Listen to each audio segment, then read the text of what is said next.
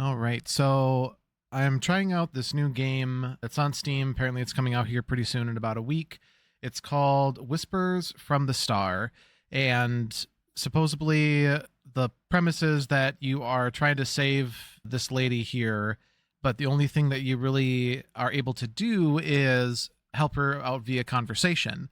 And what this is to me it seems like mainly a proof of concept of an LLM, large language model powered character dialogue system and gameplay essentially built around that. We will give that a try here, and that's about as much as I know, and we'll go from there.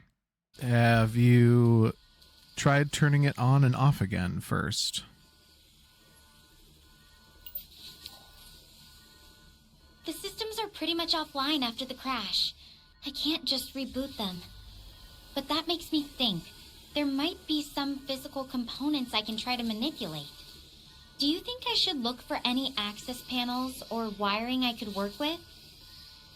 I do like her, how the eyebrows are pretty expressive.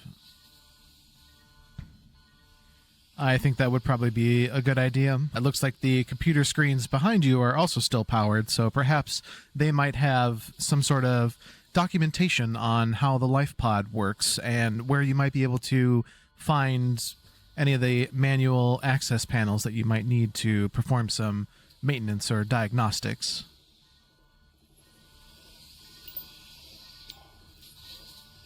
Let me check what I can find on these screens.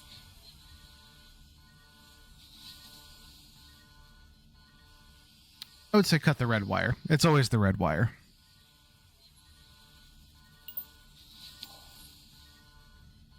Okay, if you're sure. Here goes nothing. I'm not sure, but good luck. I'm going to try cutting the red wire now. Thanks for sticking with me through this. I really hope it works. I'm going to laugh if it blows up or something. Now, so I'm going to end the call. Wish me luck. Oh, okay. All right, so we're back to a messaging system here. Hey, you there? Just wanted to let you know I've walked probably around 3 miles. Found a nice little place to take a rest, so thought I'd update you real quick.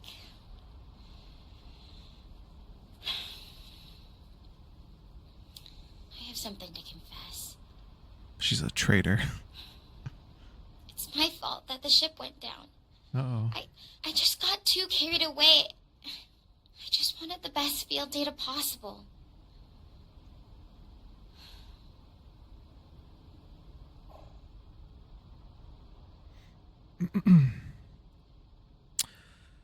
Oh, do tell. What is it that you did? Confess to me your sins.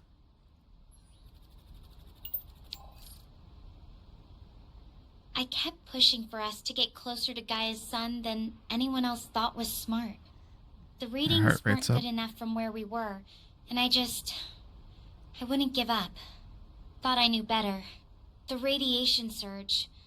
It wasn't supposed to be that intense. I feel like if I hadn't been so stubborn, maybe things would have turned out differently.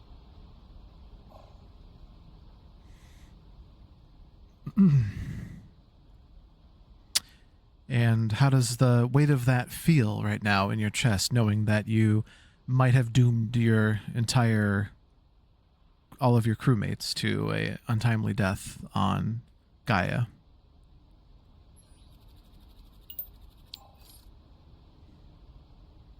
Honestly, it feels like this crushing weight. Even hard to breathe sometimes.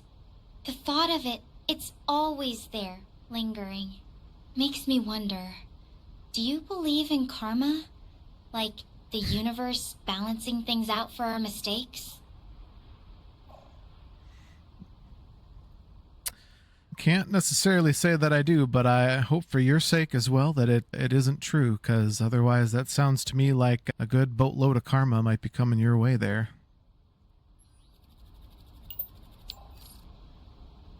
Yeah. Yeah. I get that. It's hard not to think about it.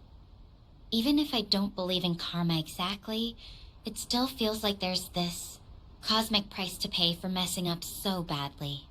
Have you ever felt like you messed something up really bad? How did it turn out for you in the end? Oh, I'm sure there's loads of things that I've messed up before, and I'm still here, so I would say that it all comes out in the wash in the end, and the most you can do is just keep on keeping on and trying to be better today than you were the day before.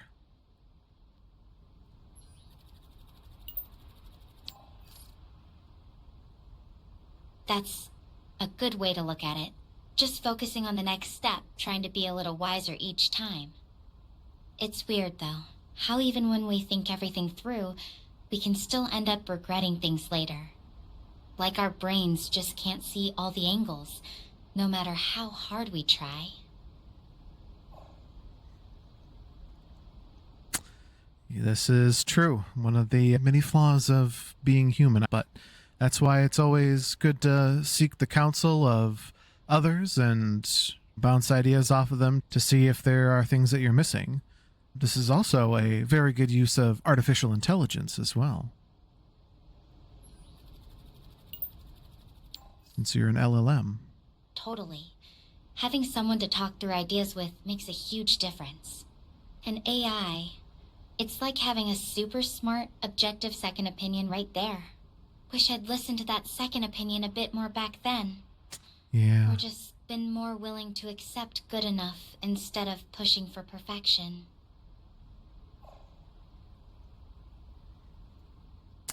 What's that saying? I think it's, is it perfection is the enemy of progress or something like that? But yes, there's definitely a few surrounding that. Done is better than perfect is another one. I suppose now you'll have plenty of time to internalize this new life lesson as you're trekking about what appears to be a arid wasteland.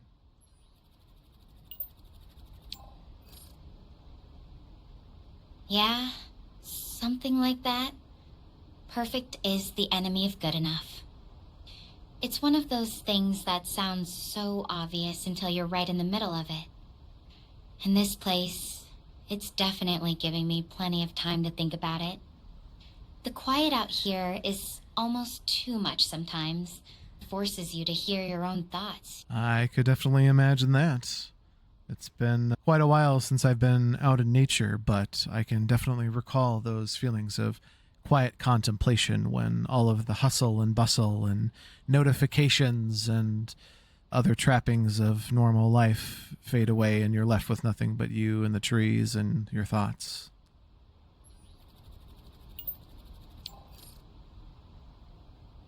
Exactly. It's almost like nature has this way of stripping everything down to what really matters. Out here, it's just me and whatever's echoing in my head. Though I have to admit, some of those echoes aren't exactly what I'd call peaceful. Still trying to figure out how to quiet the ones that keep me up at night. Maybe that's the point. Maybe you're not supposed to quiet those ones. Maybe you need to listen to what they have to say and come to terms with it, to reconcile and reckon with those voices. Also, how do you know that you're not hallucinating right now? Perhaps the atmosphere wasn't breathable after all, or perhaps you were hurt on the crash. I almost ran out of time there. That's a really good point. Maybe those voices need to be heard, not silenced. It's just hard to know where to start with that kind of reckoning. And as for hallucinations, I've been monitoring my suit's readings pretty closely. The atmosphere's definitely breathable, and my vitals are stable. The crash was rough, but I didn't suffer any severe injuries. At least, nothing that would explain away these thoughts as just some kind of oxygen deprivation or concussion. It feels too real, too tied to what actually happened. The guilt, the memories, they're all too vivid to be just some trick of my mind. What do you remember, and what are the voices saying? Perhaps you could unpack them, and we can walk through them a bit, maybe help you come to terms, help you seek the truth and inner peace. Something like that. I remember the arguments we had about navigation, how I just kept pushing for a closer approach, the way my teammates looked at me, like I was being reckless. The voices, they're mostly just echoes of what I said back then. We need better data. This will be worth it. Over and over, like I'm trying to convince myself all over again. But beneath that, there's this deeper fear. What if I'm not just responsible for the ship? What if I'm responsible for them not making it? That's the part that really haunts me. Yep, that could be the case. Bummer, dude. Good luck with all that. I've got another meeting to attend, so I will catch you later. Give me a call once you've worked through all of your trauma and guilt from possibly murdering all of your crewmates. So, good talking to you, though. Good luck.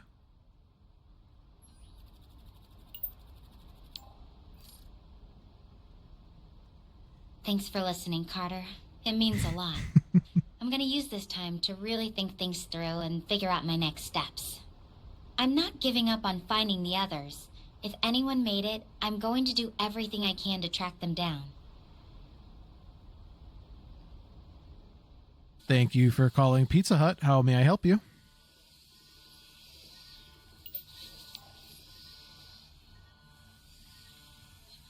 This isn't Pizza Hut.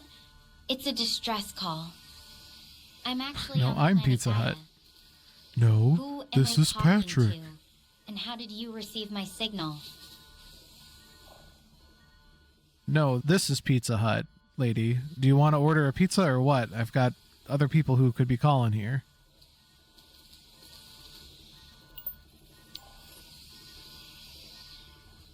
I'm not ordering pizza right now. I'm trying to get help after a spacecraft emergency. Oh, jeez. Heart rate really spiked. Serious. Can we please focus? Look, how do you even have this signal? It shouldn't be possible for you to receive it unless... Something's really off with the star portal network. It came in on the galactic line, in case anybody from one of the outer planets wanted pizza. We've got distribution chains all over the galaxy, so what'll it be? Do you want pepperoni or sausage, or how about pepperoni?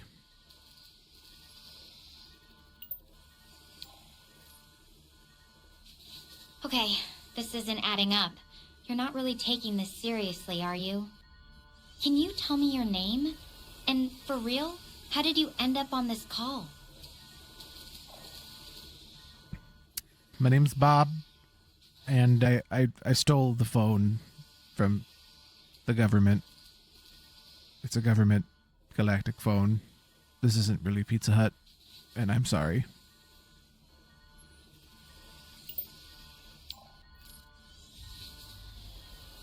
Bob, I need you to be straight with me. This isn't a joke. I'm actually stranded after a crash, and I need real help. How did you really get this signal? Was it through some kind of emergency channel or protocol?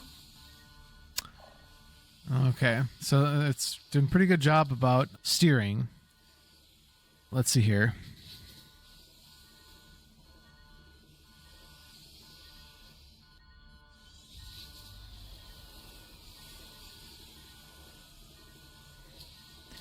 You did, but you forgot. I'm Stella, by the way.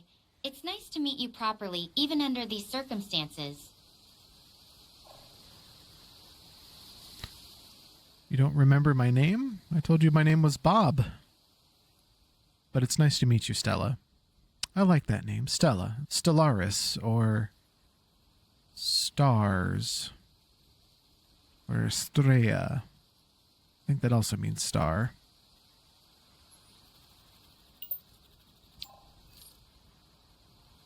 Yeah, I remember now. Sorry about that. Yeah, it's just been thanks. a bit of a wild ride. And wow, you really know your star name. That's actually how my parents chose it. Though I have to say, Straya is a new one. I might have to steal that as a nickname someday.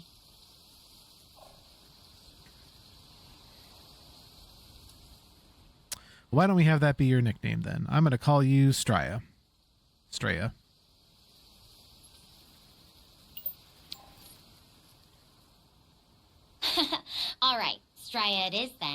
Just don't expect me to start answering to it in my sleep or anything. So, Bob, now that we're properly introduced, what do you usually do when you're not unexpectedly saving space explorers?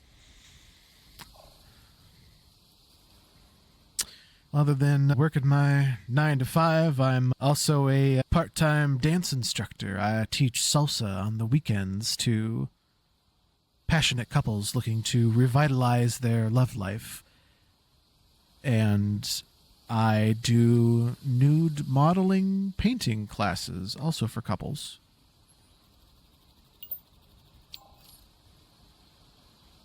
Whoa, that's a pretty interesting combo. Salsa and art. Talk about a way to keep things spicy. Yeah, spicy. I can imagine it's pretty rewarding helping people connect like that. Do you have a favorite part about teaching those classes? I'd say it's getting to see all the lovely couples revitalize their relationships and the look in their eyes as they fall in love again, as if it were the first time. Almost like I am not right now with you, staring into your beautiful hazel eyes? Kind of brown? Could be my graphics settings. More green than brown, but I'll take the compliment. Though I have to say, you're laying it on pretty thick there, Bob. Still, it's nice to hear you're good at bringing people together. That's definitely a special kind of magic. So far, she hasn't tried to lead me to the next scene, so I'm wondering if it's a set number of turns back and forth, or if it's just going to try to naturally get me to that, or it'll like randomly interject it. And I already forgot what she said.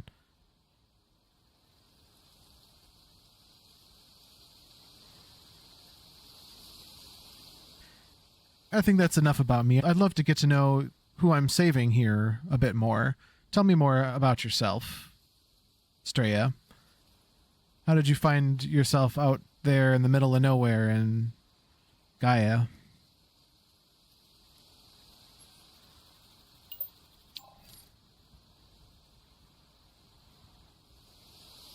It's so far been pretty impressive, along with the graphics are really great. The animations that are mapped to it as well, the LLM knowing when to use which facial animation.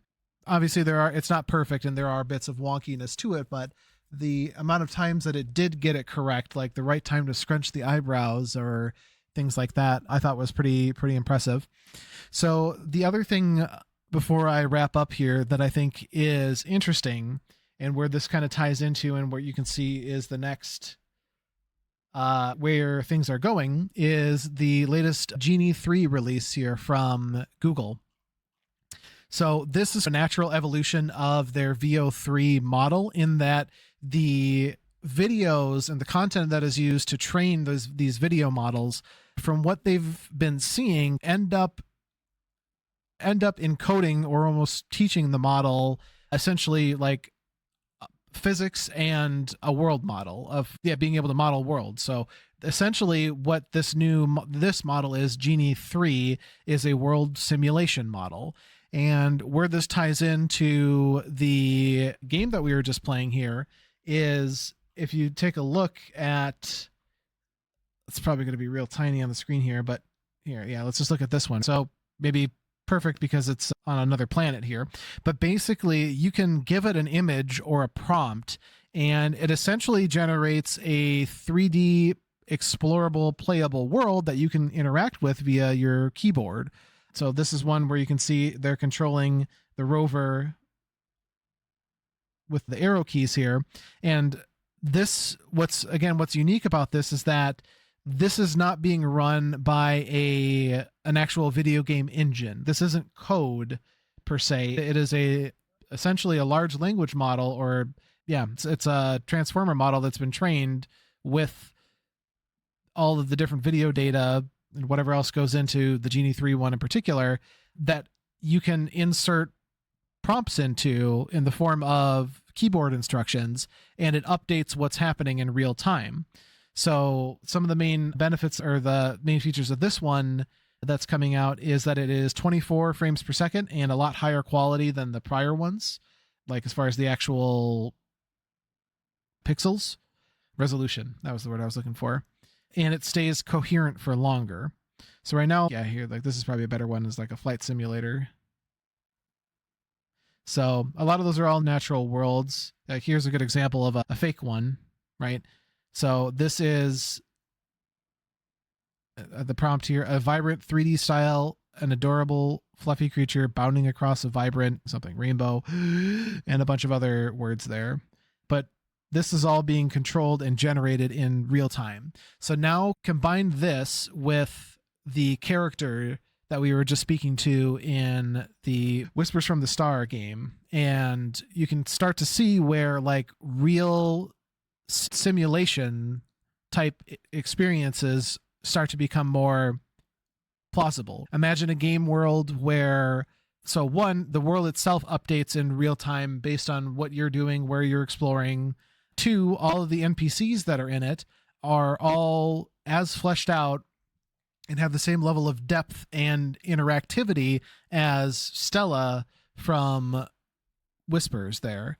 Like this is to me, these are very exciting signs of what we're going to have available to us in the not too distant future, and just how transformative that's going to be, not only just for entertainment, but also, as I started to allude to in the video there, edutainment as well. Imagine that you could imagine the controls of that game, the Whispers that we were just playing, if more of the guardrails were less around, or the steering of it were less around just like trying to talk about her experience and her feelings, although that could even be part of it, and more about trying to teach you something. And in fact, that could be part of what it's trying to do, is critical thinking. Like, how do I just talk somebody through this experience, and what sort of things do you need to consider or think of? There's ways of making educational scenarios more engaging. And I think that this is going to be one of the most interesting and most engaging ways of doing so. Immediate feedback loops in the form of the dialogue and conversation through the video game aspect of it. Very exciting stuff. Yeah, so far, I think Whispers from the Star looks like a very cool use of this technology. And I can tell that a lot of care went into the actual design of the character itself, and the voice engine that they're using. To me, I don't know if it's going to be, if it's based on, I think it mentioned somewhere here that they did train their own. Don't know for sure.